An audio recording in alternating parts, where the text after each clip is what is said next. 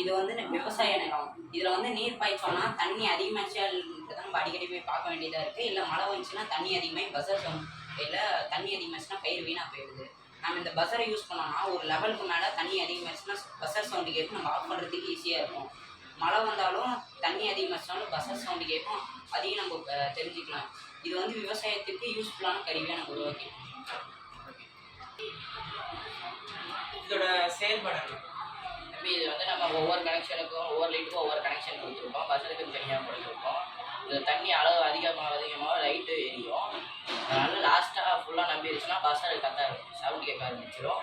நம்ம போயிட்டு ஆஃப் பண்ணிக்கலாம், தண்ணியை வந்து ஆஃப் பண்ணிக்கலாம். அதே மழை வந்தாலும் பஸ்ஸர் அடிக்கும். ஃபுல் ஆகிடுச்சுன்னா பஸ்ஸர் அடிக்கும். போயிட்டு நம்ம என்னென்ன பண்ணணுமோ பண்ணிக்கலாம். இப்போ வந்து நான் பண்ணி கட்டுறேன்.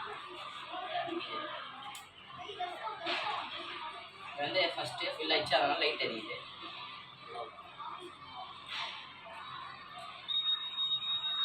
இது வந்து இப்போ தண்ணி ஃபுல் ஆகிடுச்சு. விவசாய நிலத்தில் இவ்வளோ தான் அளவு இருக்குது செடிக்கு. அதனால் இப்போ இவ்வளோ தான் தண்ணி வேணும்னா நம்ம ஃபிக்ஸ் பண்ணி வச்சுருக்கோம். அதனால் பஸ்ஸை அடிக்க ஆரம்பிச்சு நம்ம போய் ஆஃப் பண்ணிக்கலாம். இது என்ன பயன்? இதோட பேர் நீர் கட்டுப்பாட்டு கருவி. இந்த கருவி வந்து விவசாயிகளுக்கு ரொம்ப பயனுள்ளதாக இருக்கும். மழை பெய்ந்துச்சுன்னா விவசாயிகள் நிலத்துல தண்ணி ஃபுல்லாக நம்பிடுறதுனால விவசாயியோட பயிரோட நிலம வேஸ்ட் ஆயிருது. இப்போ தண்ணி நம்பிடுச்சுன்னா இங்கே பஸ்ஸர் இருக்கு. இந்த பஸ்ஸர் அடித்தோடனே விவசாயிகள் வந்து தண்ணி நம்பிடுச்சு வந்துடுவாங்க. வந்த பிறகு தண்ணி வேச குழாய் மூலமாக தோண்டி தண்ணி வரிசை அனுப்பிச்சு விட்ருவாங்க. இந்த கருவி வந்து விவசாயிகளுக்கு ரொம்ப உதவியாக இருக்குது. நிலம் மற்றும் பயிர்களுக்கு ரொம்ப பாதுகாக்க ஒரு கருவியாக இருக்குது. இந்த கருவி பேர் நீர் கட்டுப்பாட்டு கருவி. அவ்வளோதான்.